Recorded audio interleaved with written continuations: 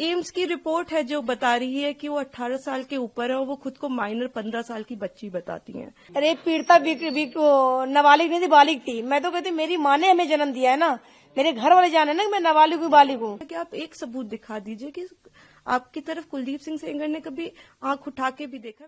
Call करके धमकी नहीं आती, धमकियां सामने से आ रही हैं। सामने से पैरोकारों को जो मेरे कागज में मेरे साथ खड़े होकर लड़ाई लड़ रहे हैं, उनको भी धमकी आती सामने से। अपील में हमने सारे फैक्ट्स फाइल किए हुए हैं। उन्होंने अपनी टाइमिंग 3 बार बदली है। पहले उन्होंने कहा दोपहर 2 बजे, फिर उन्होंने एक मीडिया स्टेटमेंट दिया, उन्होंने कहा नहीं 2 बजे नहीं हुआ, शाम को 6 बजे हुआ। ये उन्होंने ऐसे इसलिए किया क्योंकि ऑलरेडी एक फोटो है मेरे पिता की कि वो मम्मी के साथ एक इवेंट में मौजूद है 2 बजे।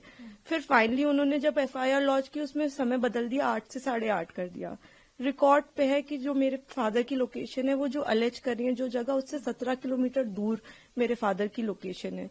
वो खुद उस वक्त फोन पे बात कर रही हैं जिस वक्त उन्होंने ये टाइमिंग अलेज की है।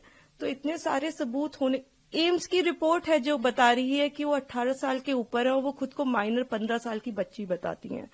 मैं बस ये आपके माध्यम से कहना चाहती हूँ कि मैं समझ रही हूँ कि आपकी भावना एक तरफ जुड़ी हुई है क्योंकि आपने ये सारे फैक्ट शायद कभी सुने नहीं है और ना किसी ने हमें नहीं अप्रोच किया कि आप अपना आपके फैक्ट्स क्या है। किसी ने उनसे कभी पूछा कि आप एक सबूत दिखा दीजिए कि आपकी तरफ कुलदीप सिंह सेंगर ने कभी आंख उठा के भी देखा। मैं कह रही हूँ अगर वो दिखा दे तो फांसी दे दे, लेकिन आप इस तरह का अनड्यू प्रेशर बना के, वो उन्होंने क्या किसी को बताया कि वो एक पॉलिटिकल पार्टी से एसोसिएटेड है।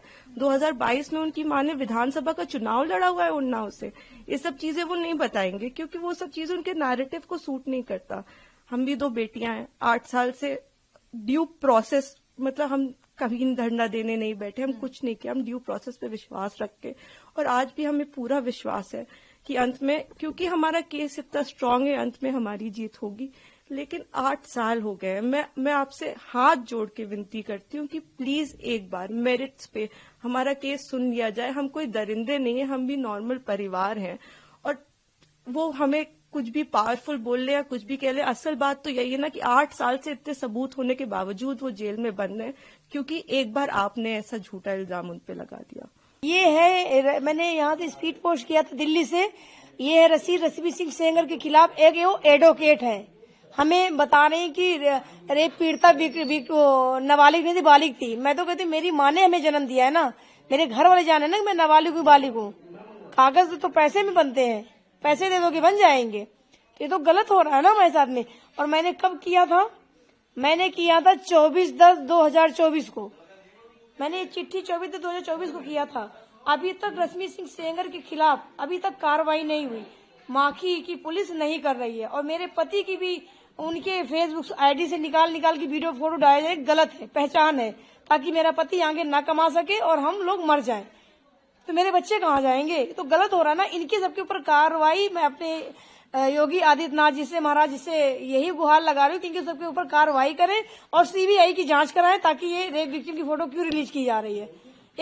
एक खतरा महसूस हो रहा, मुझे मार देने का पूरा प्लान बन गया कि फोटो से ऐसे पहचान नहीं होगी तो फोटो से पहचान हो जाएगी, मार दिया जाए इनको। तो ये गलत हो रहा है मेरे साथ में। ये मेरी आवाज मेरे महाराज जी तक पहुंचाई जाए ताकि गलत ना हो, मुझे सुरक्षित किया जाए ताकि मैं अपनी ताकत से लड़ाई लड़ सकूं।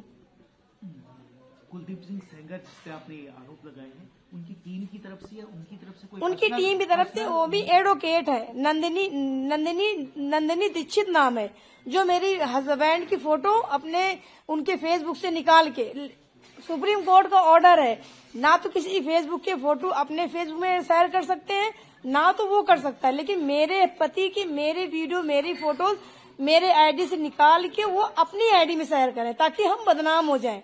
जो गुंडे लोग हैं मैं पैसे देके मरवा सकूं। तो ये बहुत बड़ा मेरे साथ अत्याचार हो रहा अभी भी। सेंगर की टीम की तरफ से या कुछ आपको डायरेक्टली कॉल करके धमकी या कुछ? अभी कॉल करके धमकी नहीं आती, धमकियां सामने से आ रही हैं। सामने से पैरोकारों को जो मेरे कागज में मेरे साथ खड़े होकर लड़ाई लड़ रहे हैं, उनको भी धमकी आती सामने से। फोन से कोई नहीं देगा, क्योंकि फोन से देंगे तो सबूत निकल आएगा। सामने से धमकी देके निकल जाएंगे रास्ते से। कब तक बचोगे? एक दिन तो तुमको उड़ाना ही उड़ाना है।